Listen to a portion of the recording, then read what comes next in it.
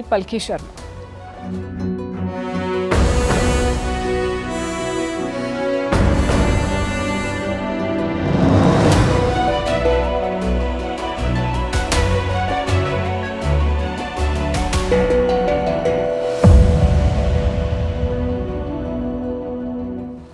Tonight we begin with Pakistan, where unrest and security challenges are spreading. Protests have rocked PoK, that's Pakistan-occupied Kashmir, and a deadly blast has struck Quetta in Balochistan.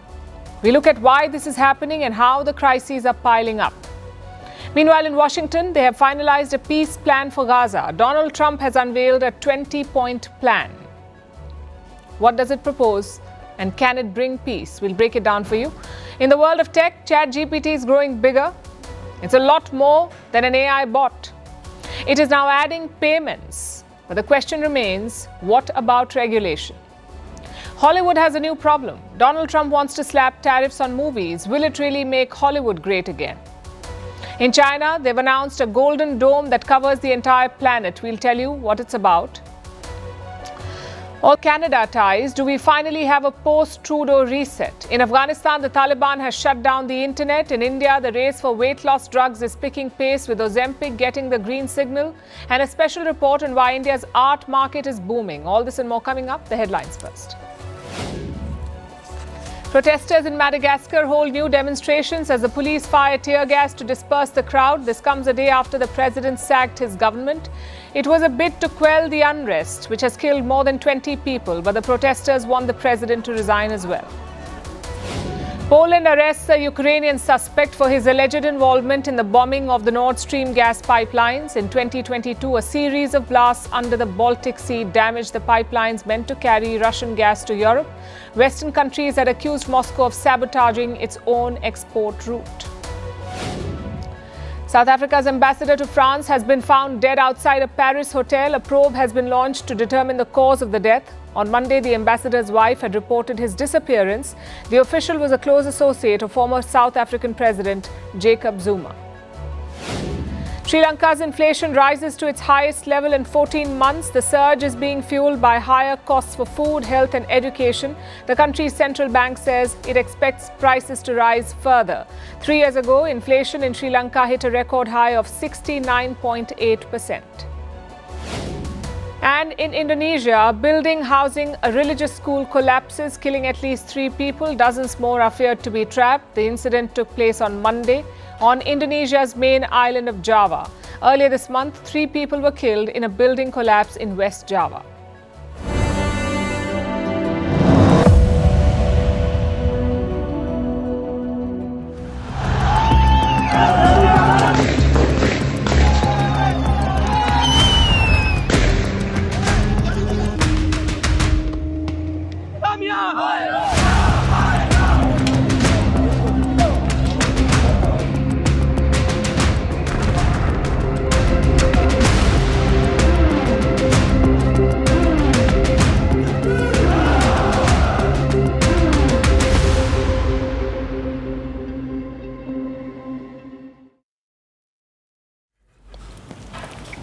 Pakistan has one mood, and that one mood is crisis.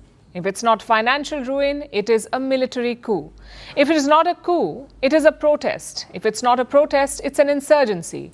This is a country that hurtles from one crisis to another. But this time it's different, because all the crises are hitting them together. There's unrest in Pakistan-occupied Kashmir, PoK. There's an insurgency in Balochistan, there's a flashpoint at the border, and the economy, it's as bad as always. Which makes you wonder, is Pakistan's leadership losing its grip on the country? Actually, let me rephrase that. Is Munir losing his grip on Pakistan? Let's look at what happened in Pakistan-occupied Kashmir. This is a part of Kashmir illegally held by Pakistan. On Monday, massive protests broke out there. Thousands of people hit the streets of PoK. The government responded with a brutal crackdown. They fired water cannons and tear gas at the protesters. Take a look at this.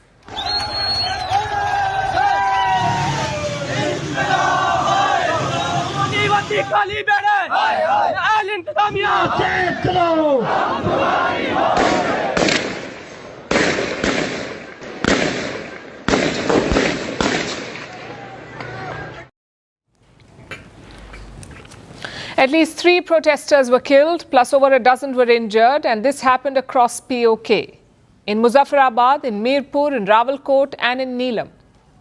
But what triggered it? What triggered this protest? These protests were organized by a group called the AAC, the Awami Action Committee. They have listed 38 demands to the government. Some of them are quite basic, like subsidies on flour and electricity. Others are more complicated, like abolishing the refugee seats. You see, the PoK assembly has 53 seats. Out of these, 12 are designated for refugees, basically people who come over from Jammu and Kashmir. The protesters say this is unfair. They accuse Islamabad of hijacking the system, of appointing their proxies to these reserved seats. And this is just one issue. PoK has long-standing grievances with Islamabad. They pay taxes, but they don't get the benefits. Most of their resources are siphoned off by Islamabad. Consider hydropower. On paper, PoK generates enough electricity for itself, but the power bills are higher than anywhere else in Pakistan, so the local leaders are fed up. They announced a shutter-down protest from Monday. Thousands flooded the streets with slogans and flags, but the government hit back. They called in additional troops from Punjab. They also deployed 1,000 riot cops from Islamabad. All entry and exit points were blocked, and finally the internet was cut off. You saw the crackdown that followed. Fearing more violence, the shutdown has been called off, but a second round is slated for October 15th. So this standoff is far from over, and it's not Pakistan's only challenge at the moment. Today, a deadly explosion ripped through Quetta. This is the capital city of Balochistan, yet another restive region of the country. Around noon, a car bomb exploded in Quetta, that too outside a paramilitary office. The attack was captured on a nearby CCTV camera. You can see the vehicle turn around a corner and then explode. Take a look.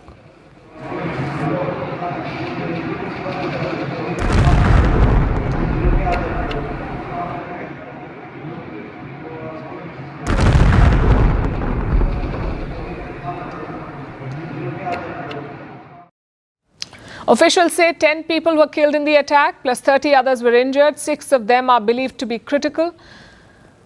And who is behind this attack?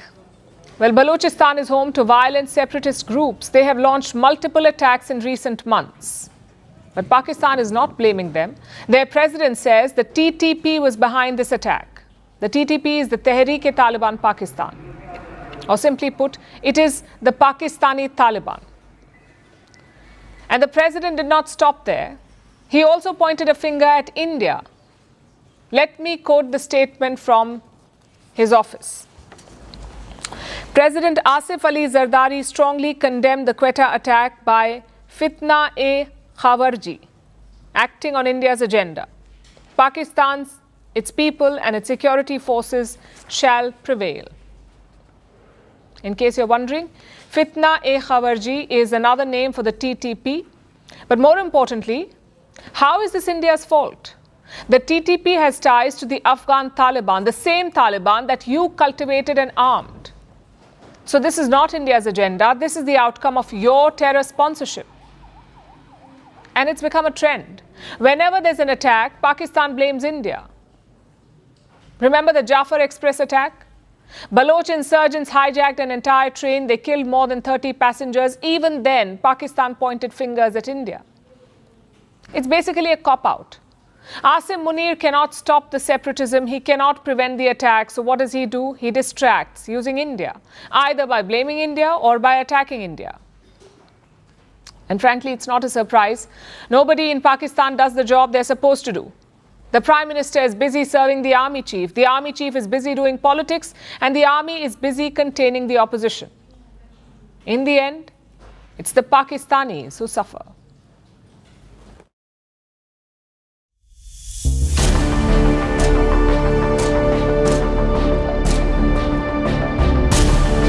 Immediate end to the war itself, not... We're taking a critical step, ending the war in Gaza.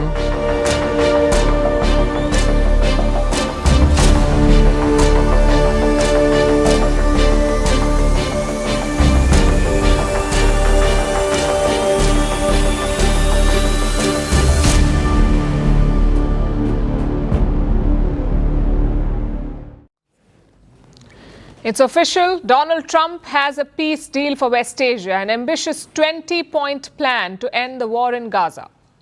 He announced it last night after a meeting with Israeli Prime Minister Benjamin Netanyahu. Netanyahu was at the White House. He has agreed to Trump's plan. Hamas is yet to give an answer. World leaders are welcoming this new deal, and the Arab world is watching from the sidelines. But, as all things Trump, the devil is in the detail. And there are a lot of details in this one. So what exactly does this plan promise? Will it actually work? Will it end the war in Gaza? Let's break it down for you. First, the peace deal proposal. Like I said, it has 20 points, so it is quite the elaborate plan from Team Trump. But at the heart of it is a Gaza that is terror-free and modernized, more like a Dubai light. And how will they get there? If you boil down the 20 points, there are 5 core promises that this plan makes. Promise number 1, a complete end to fighting. Hostilities will stop immediately. Israeli forces will pull back in stages. Hamas will give up its weapons. Its members will be granted amnesty. Those who wish to leave will be granted safe passage. So Gaza becomes a buffer zone. It will be policed by something called the ISF, the International Stabilization Force. And it means the immediate end to the war itself, not just Gaza. It's the war itself. Under the plan, Arab and Muslim countries have committed, and in writing in many cases, but I actually would take their word for it, the people I mentioned, I'd take their word for it, to demilitarize Gaza, and that's quickly. Decommission the military capabilities of Hamas and all other terror organizations, do that immediately. And we're relying on the countries that I named and others to deal with Hamas. And I'm hearing that Hamas wants to get this done too, and that's a good thing. Promise number 2, a prisoner swap. Hamas will release all the hostages. Currently, there are around 20 Israeli hostages held in the Gaza Strip. Hamas will release all of them. And in return, Israel will release detained Palestinians, around 2,000 of them. I support your plan to end the war in Gaza, which achieves our war aims. It will bring back to Israel all our hostages, dismantle Hamas's military capabilities, end its political rule, and ensure that Gaza never again poses a threat to Israel. Number 3, an international takeover. Gaza will be governed by a temporary transitional government. This will be a civilian administration. They will look after the day-to-day operations. And who appoints them? Well, that's the responsibility of an international body, the GITA, the Gaza International Transitional Authority. It will be established by the United States. Donald Trump says he will chair it. But who will be heading the body? Most likely it will be Tony Blair, the former UK Prime Minister. To ensure the success of this effort, my plan calls for the creation of a new international oversight body, the Board of Peace, we call it, the Board of Peace, sort of a beautiful name, the Board of Peace, which will be headed, not at my request, believe me, I'm very busy, but we have to make sure this works.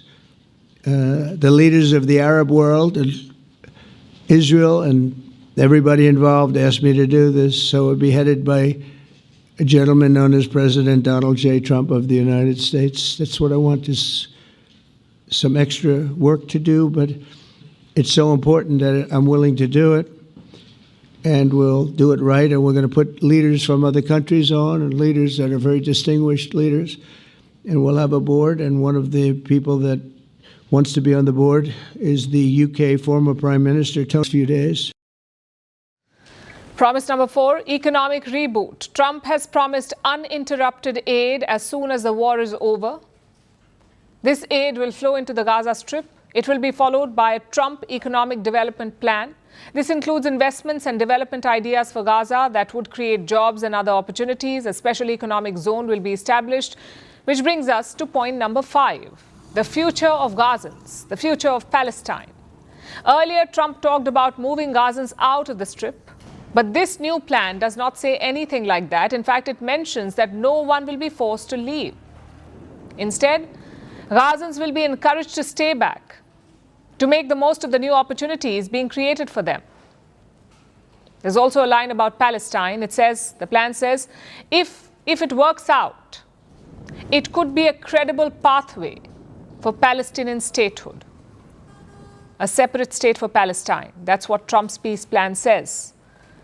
But will Israel agree to it? Well, Benjamin Netanyahu says he's on board, but his endorsement comes with a firm red line: no Palestinian statehood. Now, Trump's plan leaves a door open for self-determination, at least down the road. But Netanyahu has made it very, very clear that Palestinian statehood is a no-go. Although for now he's playing along, he's going with the plan. But history tells us that Netanyahu is a master of last-minute changes. Past deals have collapsed because he introduced new demands at the last moment. שאלה שנשאלת, האם הסכמתם למדינה פלסטינית? ממש לא. זה גם לא כתוב בהסכם. אבל דבר אחד כן אמרנו, שאנחנו נתנגד בתוקף למדינה פלסטינית. הנשיא טראמפ גם אמר את זה, הוא אמר שהוא מבין את זה, הוא אמר באו"ם גם שזה יהווה פרס עצום לטרור וסכנה למדינת ישראל, וכמובן שאנחנו לא מסכימים. Which brings us to Hamas. It has not issued an official response yet, but the plan does not leave the group with much of a future in Gaza. Hamas will have zero role in governance moving forward. Remember, this group was created as a movement built on resistance. That's how they started out. So laying down arms does not exactly sound appealing to them. They may accept parts of the deal, but it's hard to imagine that Hamas will agree to dissolve the group altogether. Trump says they have 3 to 4 days to accept this deal, else it will be a very sad end. How long do you plan to give Hamas to respond to the ceasefire proposal you put out? Well, we're going to do about 3 or 4 days. We'll see how it is. All of the Arab countries are signed up. The Muslim countries are all signed up. Israel's all signed up. We're just waiting for Hamas. And Hamas is either going to be doing it or not. And if it's not, it's going to be a very sad end. Across the globe, leaders have lauded this new deal. Arab leaders have praised it. Indian Prime Minister Narendra Modi too has welcomed it. Prime Minister Modi has called it a viable pathway to long-term and sustainable peace. There are also reports of India being part of the ISF, the International Stabilization Force. Israel was asked about this, and it says, it is up to India to decide, which brings us to the main question. Will this deal work? Will it deliver peace? I guess that is up to the stakeholders right now. Also, diplomats may draft maps and frameworks, but Israeli bombs are still falling on Gaza City. Ceasefire plans are only as good as the willingness of both sides to stick to them. So Trump's Gaza plan may be bold, but history is unforgiving in West Asia, where every deal looks good on paper until it meets the politics of survival. We'll have to see how this one fares.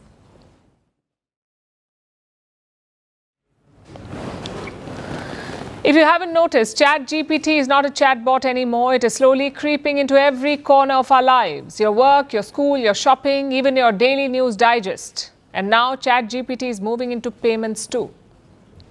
That's right, the AI is about to handle your checkout. It's a feature that OpenAI recently announced. It is called Instant Checkout. It will let you buy products directly through ChatGPT. And it has already been rolled out by Shopify merchants and Etsy sellers. They have OpenAI's Instant Checkout, which means you won't have to open another browser.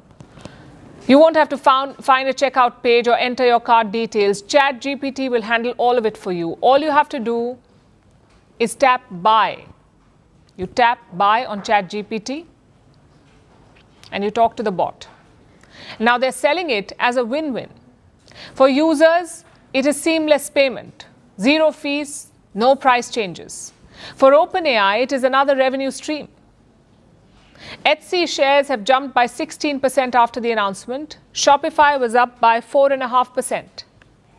So investors clearly like this idea, the idea of an AI that does not just talk but also sells. And this expansion by OpenAI is not limited to commerce. OpenAI is also introducing ChatGPT Pulse. This will be a personalized daily report of news and updates. It will be tailored just for you. So it's a way to get users to check ChatGPT first thing in the morning. Basically, what ChatGPT is doing is the classic tech dream, one app to rule them all. But dreams like this rarely remain innocent for long. And here's where things get tricky. ChatGPT is facing multiple lawsuits. Lawsuits over dangerous advice and harmful content. A teen died by suicide after talking to ChatGPT, a 16-year-old boy. He told the bot that he was having suicidal thoughts. His parents say the chatbot validated his thoughts. It encouraged him to end his life. So they have filed a lawsuit against OpenAI. It's the first legal action accusing OpenAI of wrongful death. So OpenAI has now rolled out parental controls. Parents can link accounts to teens. They can opt for stricter safeguards. They can monitor the content that their children consume. The AI can even alert parents if it detects serious emotional distress. If there's emotional distress in the child, the AI will alert the parent. All of this sounds good until you realize what it really means. OpenAI is putting the onus of safety squarely on parents. It's the same story that tech giants have been telling us for years. Facebook did it with social media, YouTube did it with video, now ChatGPT is doing it with AI chat. Building tech that is unsafe for children and then holding parents responsible for their safety.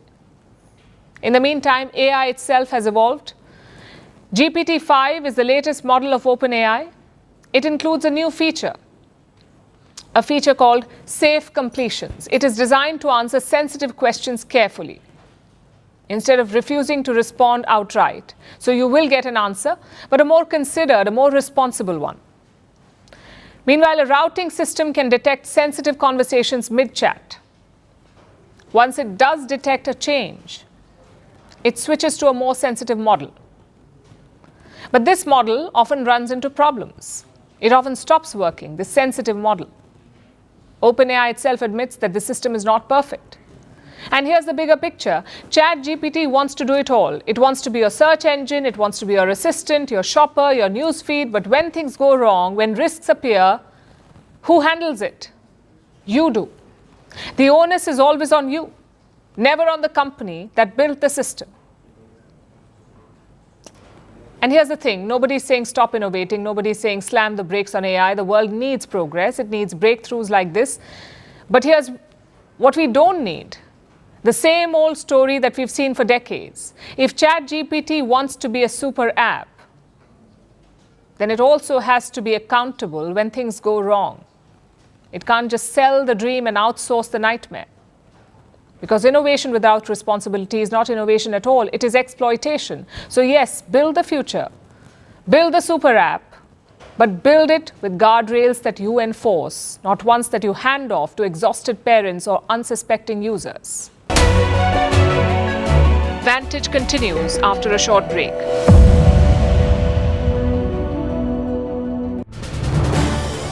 This is News 18 Network.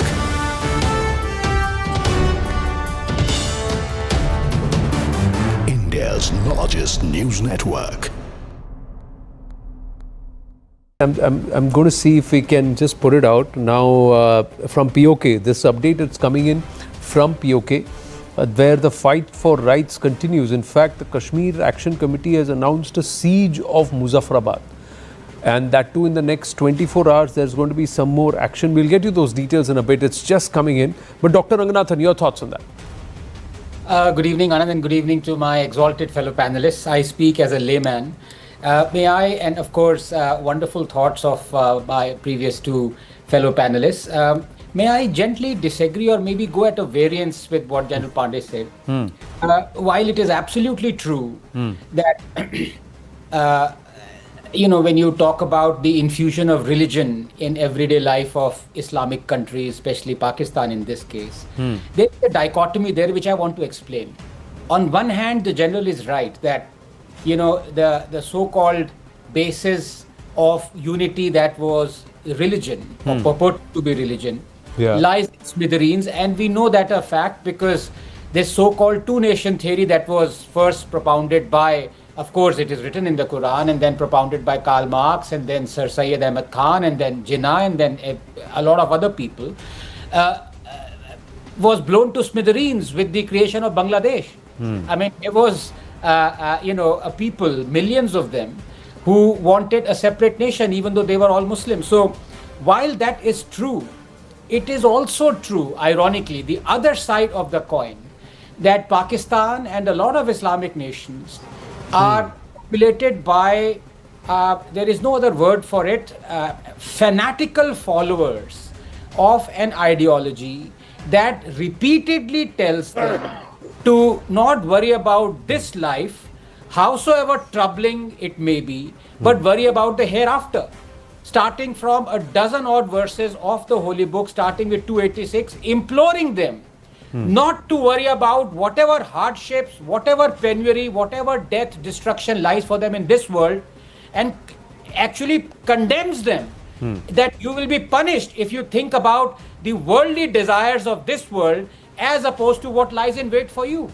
Hence, to have this population, I speak specifically of Pakistan, where you have suicide bombers who go to great lengths to protect their genitalia with metal so as to enter the hereafter. And I mean, it might be funny in one sense, but it's not, because what it's telling you is that here is a nation that might explode, implode, whatever, but it may go to the Stone Ages, but it will always reload because it is an absolute strict adherent to this ideology. Now, I just want to add something to that. You look at Muhammad Ali Jinnah, and for me, he is the father of the nation. Every morning I get up and I thank him for creating Pakistan. I mean, just imagine if that was part of India now, 250 odd million fanatics. So, I mean, he is the real father of the nation as far as I'm concerned. But look at who he was. Anand, he was a Shia. And right now, which is the biggest persecuted peoples in Pakistan? 30 million of them, they are Shias. Yeah. So this is a country that doesn't think two hoots about the community of people that actually created it. No. So, in fact, interestingly, with Muhammad Ali Jinnah, they refused to, even anoint him as a Shia. They claimed him as a Sunni. That's what happened. That's what on the records, that's what it says. Now, Tilakji, quickly, and General Pandey, see, there is trouble brewing in PoK. I just said, and we're putting that out right now. The Kashmir Action Committee has announced a siege of Muzaffarabad. 1st of October, they are going to march to the committee, to the capital. The Jammu Kashmir Joint Awami Action Committee has announced a siege of the capital within the next 24 hours. All caravans will march towards occupied Kashmir's capital, Muzaffarabad, on the 1st of October. The decision has come after committee members' consultation. So, this means there is huge trouble that's brewing in Muzaffarabad in less than 24 hours from now. Tilakji. The thing is that there is a civil rights movement, Jammu and Kashmir Awami Action Committee. And they have been negotiating with the government for some time for basic civic rights. Now, when on Monday they had a protest demonstration because nothing was happening, the negotiations were being stalled. Typically, trying to be too clever by half, they put up a Muslim League delegation, procession, which attacked this peaceful delegation or a procession of the Jammu and Kashmir Awami Action Committee. And those guys were protected by the police. They opened fire at this, in which one boy was killed and some others sustained injuries. But they thought they could cow down these people, but these people have not got cowed down. So they decided to do this gherao of Muzaffarabad on the 1st. So again, it is the kind of impunity which the security forces and the administration think that they have, that they can do what they like. And the people don't matter. They don't give a damn for the people. Similarly, I was just moving away. The Baloch women were protesting in Islamabad for 74 days, asking for justice for the enforced disappearance and the kill and dump, and wanted to know where their brothers, missing fathers, missing sons were. Nobody came to see them or even talk to them for 74 days. They were hassled, they were pushed around, they were put behind the bars, and every effort was made.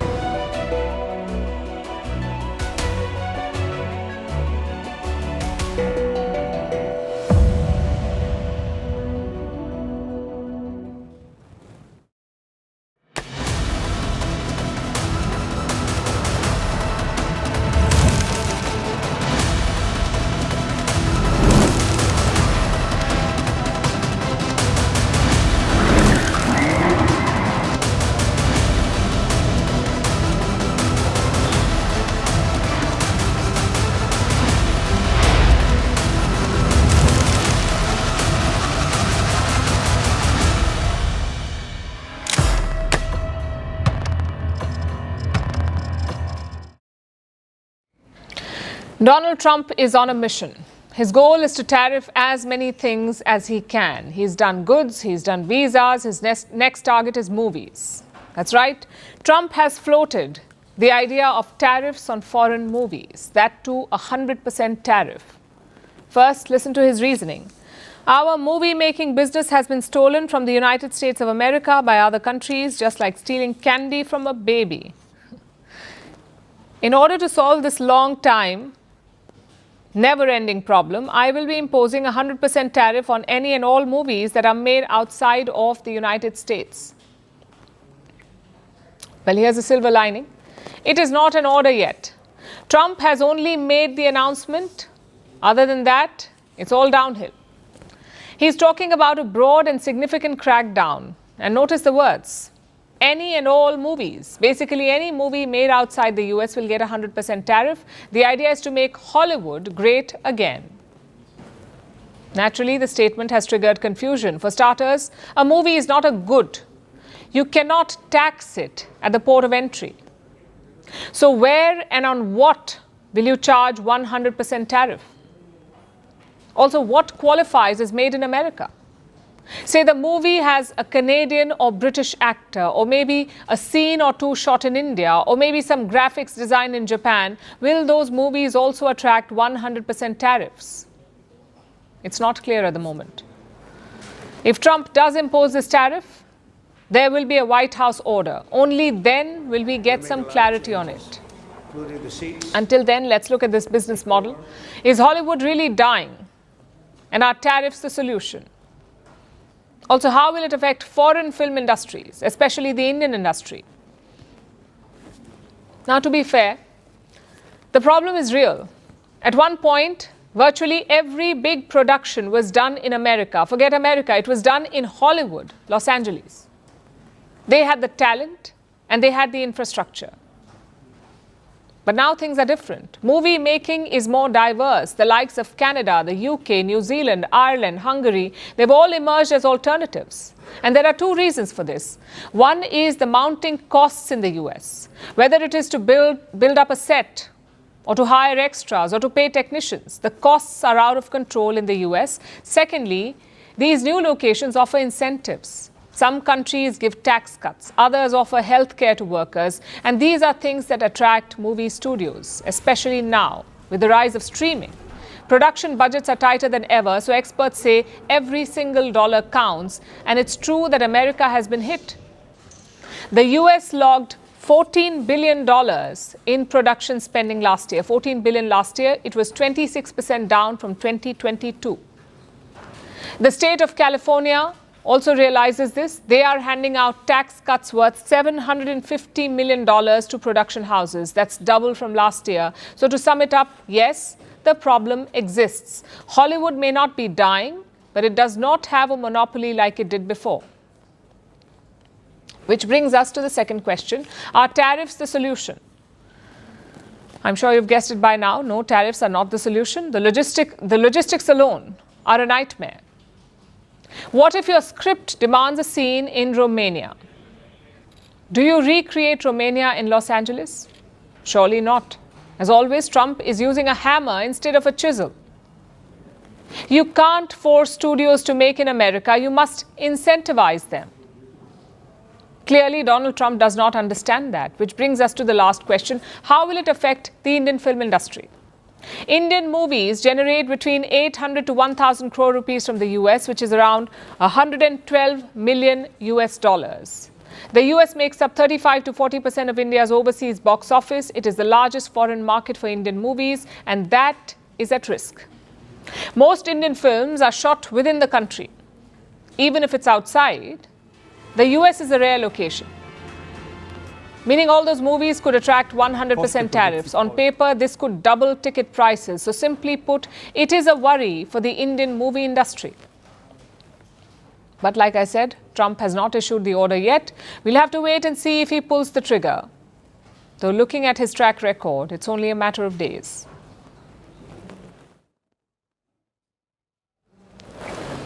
Imagine a shield that covers not just a city or a country, but the entire planet. A network so vast It can detect missiles mid-flight from thousands of kilometers away.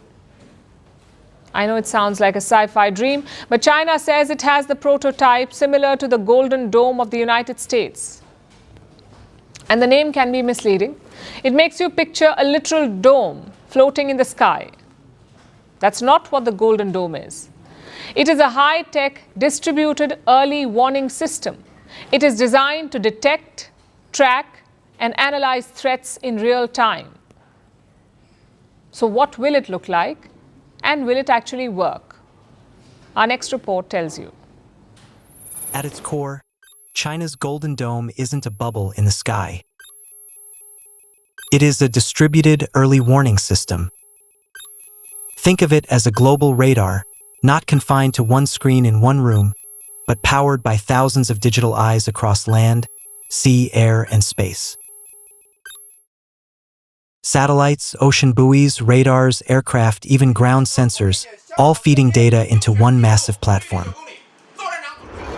The goal? To track not just a single rogue missile, but 1,000 launches at once, from anywhere on Earth. In plain terms, if someone fires at China, the Golden Dome wants to know instantly. Here's the twist. The dome isn't just about more satellites or radars. The real breakthrough is data.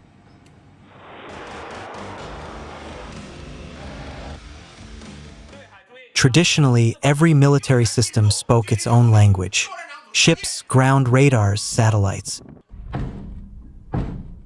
Stitching them together was a nightmare. China says it's cracked that code. Its system fuses every fragment into a single real-time picture. Basically, plotting flight paths, sorting warheads from decoys, separating threats from noise. And it claims to do this even under cyber attacks and electronic jamming. Now here's why this matters. This is the first missile defense prototype to claim planet-wide coverage. The U.S. Shield, by contrast, is a patchwork: interceptors in Alaska, radars in Japan, bases in Europe. China's prototype, if it works, leapfrogs that. Instead of regional defense, it offers one unified net from pole to pole. And in geopolitics, coverage is power. If you're an adversary, you're not just asking, will my missile hit Beijing? But you will also be thinking, will it even stay undetected for more than a few seconds? That doubt alone shifts the calculus of deterrence. Now, this Golden Dome idea is not really new. The US had proposed a similar plan earlier this year. The budget for that was $175 billion. The vision was simple: a global missile defense system with layers of interceptors on land, sea, and in space. But there's a problem. Even US generals admit the architecture isn't settled, and defense contractors are squabbling over how to handle the sheer flood of data. Meanwhile, China claims its Golden Dome is already prototyped and reportedly tested by the PLA. But every shiny dome has its cracks. China's system, by its own designer's admission, is still a prototype. It is a work in progress. It needs scaling, fine-tuning, and real-world stress tests, especially against hypersonic missiles and stealthy threats. And here's the paradox baked into missile defense. The faster you build the shield, the faster your rivals build arrows to pierce it. Data integration may leap forward. Algorithms may get smarter. Sensors may multiply. But no system is ever truly invincible in the chaos of modern warfare. So, for now, the Golden Dome is China's message to the world: we are watching. Every launch, every movement, every threat, seen, tracked, and accounted for. Vantage continues after a short break.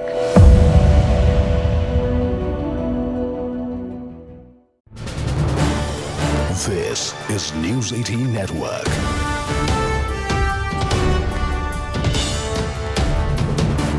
India's largest news network. I'm going to see if we can just put it out now from PoK. This update is coming in from PoK, where the fight for rights continues. In fact, the Kashmir Action Committee has announced a siege of Muzaffarabad. And that too in the next 24 hours, there's going to be some more action. We'll get you those details in a bit. It's just coming in. But Dr. Ranganathan, your thoughts on that? Good evening, Anand, and good evening to my exalted fellow panelists. I speak as a layman.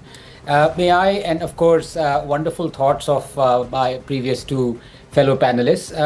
May I gently disagree or maybe go at a variance with what General Pandey said? While it is absolutely true that, when you talk about the infusion of religion in everyday life of Islamic countries, especially Pakistan in this case, there's a dichotomy there which I want to explain.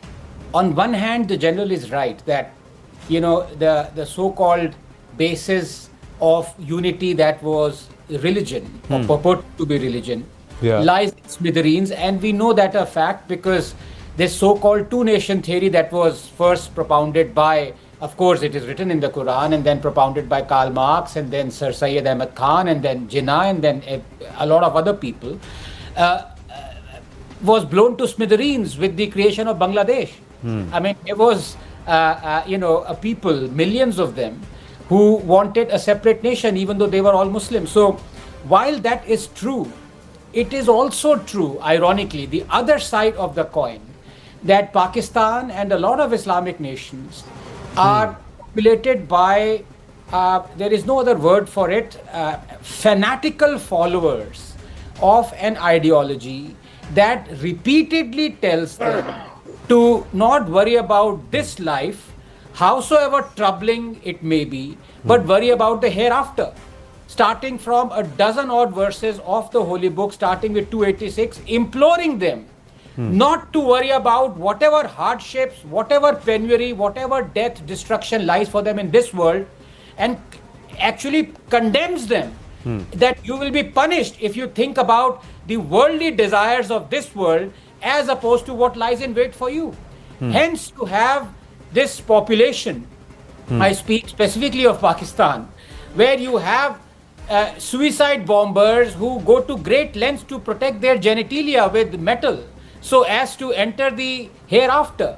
And I mean, it might be funny in one sense, but it's not, because what it's telling you is that here is a nation that might explode, implode, whatever, but it may go to the Stone Ages, but it will always reload because it is an absolute strict adherent to this ideology.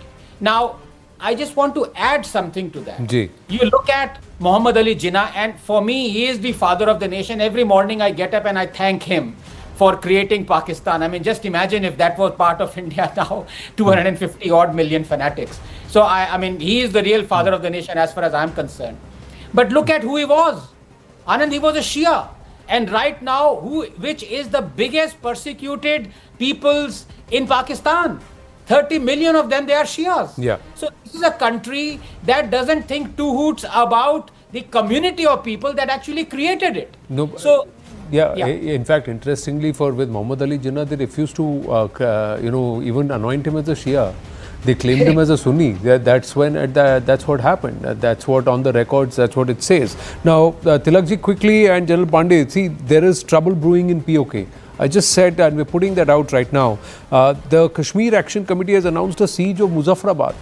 1st of October, they are going to march to the committee, to the capital. The Jammu Kashmir Joint Awami Action Committee has announced a siege of the capital within the next 24 hours. All caravans will march towards occupied Kashmir's capital, Muzaffarabad, on the 1st of October. The decision has come after committee members' consultation. So this means there is huge trouble that's brewing in Muzaffarabad in less than 24 hours from now. Tilakji. The thing is that there is a civil rights movement, Jammu and Kashmir Awami Action Committee. And they have been negotiating with the government for some time for basic civic rights. Now, when on Monday they had a protest demonstration because nothing was happening, the negotiations were being stalled. Typically, trying to be too clever by half, they put up a Muslim League delegation, procession, which attacked this peaceful delegation or a procession of the Jammu and Kashmir Awami Action Committee. And those guys were protected by the police. They opened fire at this, in which one boy was killed and some others sustained injuries. Now, they thought they could cow down these people, but these people have not got cowed down. So they decided to do this Gherao of Muzaffarabad on the 1st. So again, you know, it is the kind of impunity which the security forces and the administration think that they have, that they can do what they like. And the people don't matter. They don't give a damn for the people. Similarly, I was just moving away. The Baloch women were protesting in Islamabad for 74 days, asking for justice for the enforced disappearance and the kill and dump, and wanted to know where their brothers, missing fathers, missing sons were. Nobody came to see them or even talk to them for 74 days. They were hassled, they were pushed around, they were put behind the bars, and every effort was made to break that procession, that demonstration. But they stuck around, you know, they hung around in front of the National Press Club for 74 days. Now they've gone back to tell the people that, look, you don't have a voice in Islamabad.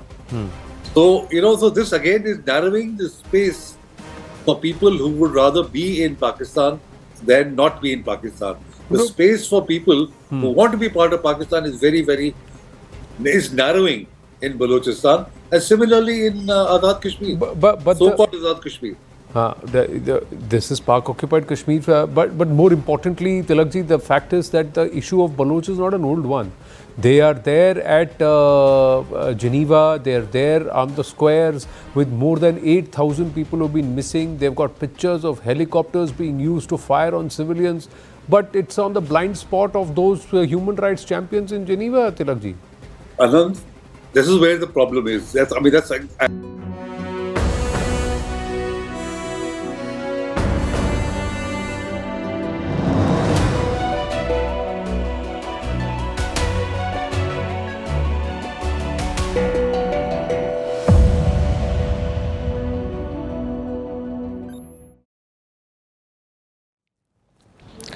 2025 has been a strange year for India's foreign policy. One of our most important partners turned against us. I'm talking about the United States of America. But do you know what's even stranger? Our reset with America's northern neighbor, Canada. When Justin Trudeau was Prime Minister, it sounded impossible. He single-handedly sabotaged this relationship. But his successor is doing better. That's Prime Minister Mark Carney. Unlike Trudeau, he is a pragmatist. And he has brought that approach to his ties with India. We saw proof of that yesterday. India's Foreign Minister S. Jaishankar met his Canadian counterpart in New York. The Canadian Foreign Minister, her name is Anita Anand. Jaishankar says he had a good meeting with her. He also said he's looking forward to her India visit. The dates are not out yet, but Anand is slated to visit in October. And this thaw is not random. It's been building up for a while. Canada made the first move earlier this year. They invited Prime Minister Modi to the G7 summit in June. There was a lot of speculation around Carney snubbing Modi, but at the last minute, he did invite the Indian leader. In fact, they also had a meeting on the sidelines. Both leaders gave the green light for a reset, and the officials ran with it. On August 28th, India and Canada appointed new high commissioners. Then, in mid-September, a Canadian team visited India. It was led by their national security advisor. Her name is Natalie Drouin. And here's the interesting part. She was part of Trudeau's government as well. Last year, she leaked sensitive information against India, information that suggested an Indian role in the murder of a Khalistani. But 1 year later, she was here in India, not to sabotage ties, but to rebuild them. Clearly, the political climate has changed. The question is why? There are three main reasons. The first is the ideological difference. Like I said, Carney is a pragmatist. He hasn't abandoned the investigation started by Trudeau, but he's handling them better. The second reason is Donald Trump. He has imposed a 35% tariff on Canadian imports. He has also joked about annexing Canada, making Canada the 51st American state. Now, both these things will worry Carney. So what's he doing? He's turning to other alternatives. The Canadian Prime Minister has cozied up to the European Union. Similarly, he's resetting ties with India. And the logic is quite simple. If America does not support Canada, they need other options. Options like the EU and India. Which brings us to the final reason why we are seeing a thaw. A late realization in Canada. Let's go back to the root of this crisis. Several Khalistanis have found refuge in Canada. These are violent separatists wanted in India. But for decades, Canada has hosted them. Throughout this time, India reminded Canada of the risk. These Khalistanis may target India today, but tomorrow they will turn to Canada. They will stir trouble inside Canada. That's what India has been saying, and that's exactly what is happening. This year, Canada published a new security report. It highlighted the risk of Khalistani terrorism. In fact, their national security advisor made a rare admission this week. She said collaborating with India would create safer streets in Canada. And this goes beyond just Khalistanis. Several Indian gangs have set up base in Canada, like the Bishnoi gang from Rajasthan. This gang is led by a man called Lawrence Bishnoi. It has been linked to 50 attacks in Canada, 50 attacks. And we're talking about serious crimes here, like arson and shooting. Several provinces have begun complaining about this gang, so now Canada has taken action. Prime Minister Mark Carney has listed the Bishnoi gang as a terrorist entity, meaning their assets will be frozen, their activities will be banned, and their properties confiscated. If you're caught collaborating with them, you will be punished.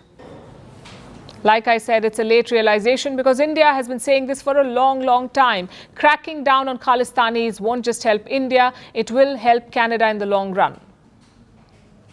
Let's hope they have finally realized that.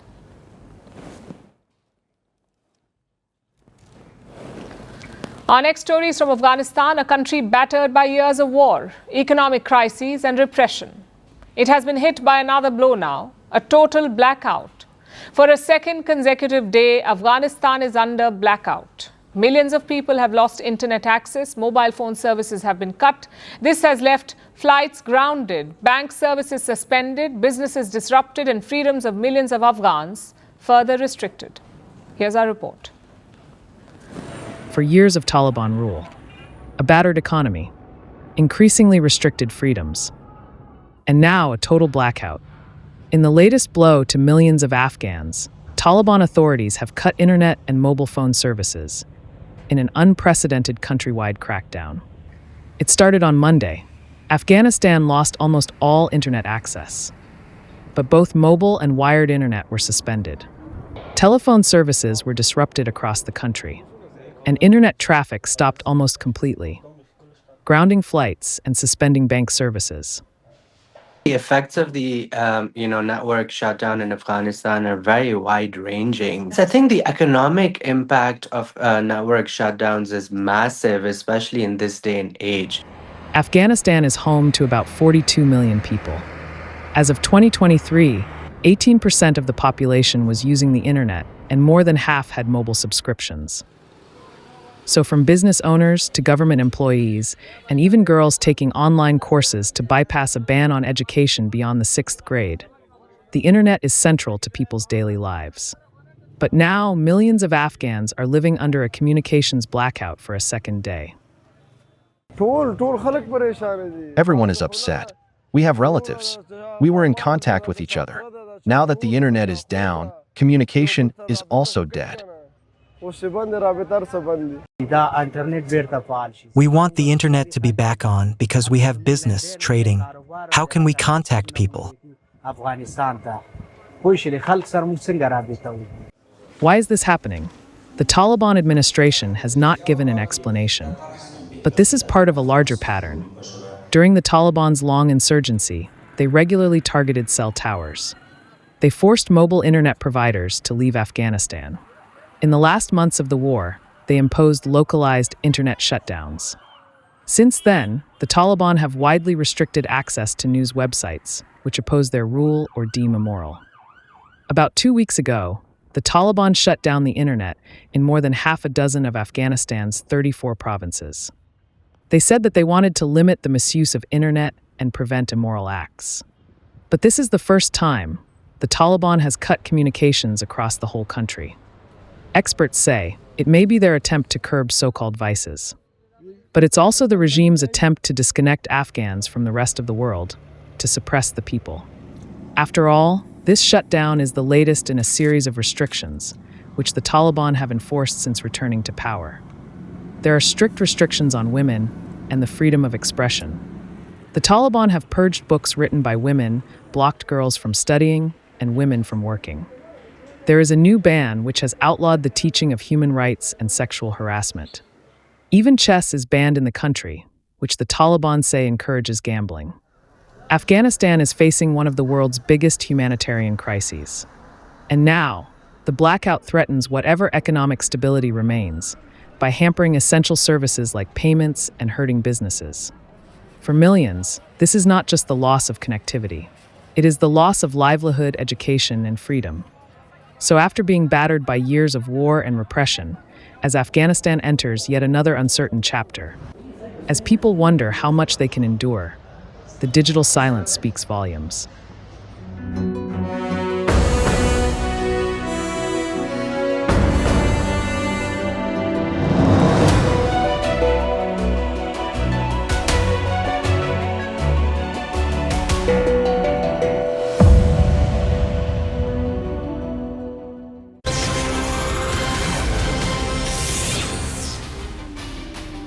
Hello and welcome to the late night edition with me, Ayushman Singh Jamwal. Big breaking news coming in at the top of the bulletin when it comes to the investigation into the religious figurehead who has been accused of molesting over 15 women in the national capital. Explosive WhatsApp chats have now been accessed by CNN News 18 when it comes to the investigation into this particular individual. Ladies and gentlemen, this is the Baba who is now under the scanner for targeting, harassing and sexually assaulting over 15 women are the big charges against him. Now, as per these WhatsApp chats that have been accessed by CNN News 18 in the Delhi molestation horror, CNN News 18 has accessed these chats where the accused can clearly be seen seeking sexual favors from women as well as students of the institution where he was a top figure.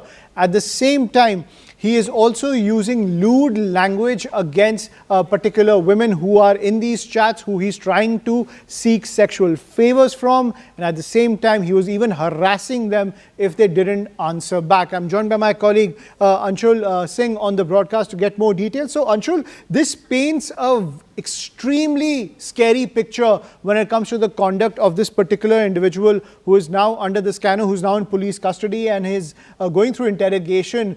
Clearly, the evidence from his digital devices shows that he was targeting not just the students of his institution, but wherever he went, he tried to target women using his image as well as his connections to try to gain sexual favors and to trap women wherever he met them. Well, definitely the chats that we have access and also in the interrogation, it has very clearly come out that Swami Chaitanya is actually of a very perverted mentality, and that is what that can be seen in these chats that we have accessed. It very clearly shows that how he was actually trying to get after women, trying to force them to talk to him somewhere or the other, finding reasons to talk to these women. So this was something that was being done on a continuous basis. And even while he was on the run from the Delhi police, he continued to get in touch with women from a number that was from London, and it was this phone that he was using for over the last almost 2 months now. And now finally, after he has been arrested, these evidences are coming to the fore. What is even more perverted is that there are other screenshots of women that have been, profile pictures of women that have been found in his phone, and also there are other messages that have also been recovered. Along with that, there are several messages that have been deleted by Swami Chaitanya as well. Not only this, but also there has been a CCTV camera app that has been found on his mobile phone, and this was the app that he used to actually spy or stalk women students who were studying in that institute. So definitely the manner in which these details have come out, it very clearly points out that how the mentality of Chaitanya was actually very, very perverted, and he tried to somewhere or the other find reasons to get in touch with women students or with other disciples, and to lure them in. He used to offer them gifts in some cases, pieces of gold as well. So he was trying each and every method in the book, which is there probably. Right. So he was trying to get their attention, and that is how he eventually things eventually came out, and now it very clearly shows the kind of mentality, the perverted mentality